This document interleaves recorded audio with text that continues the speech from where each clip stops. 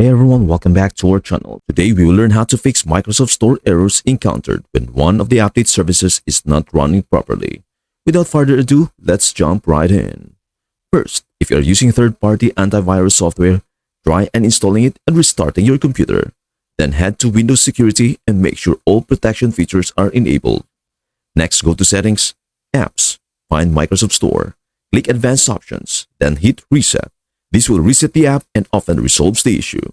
Still not fixed? Use the Windows Store Apps Troubleshooter. Go to Settings, Update and Security.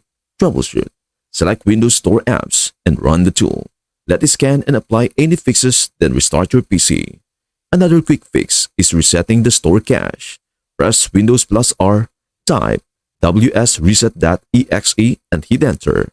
A blank command prompt will appear while the system clears the cache. Once done, the Microsoft Store should open automatically. And we are done. Thanks for watching. Before leaving this video, make sure to like and subscribe for more videos and contents. Peace out.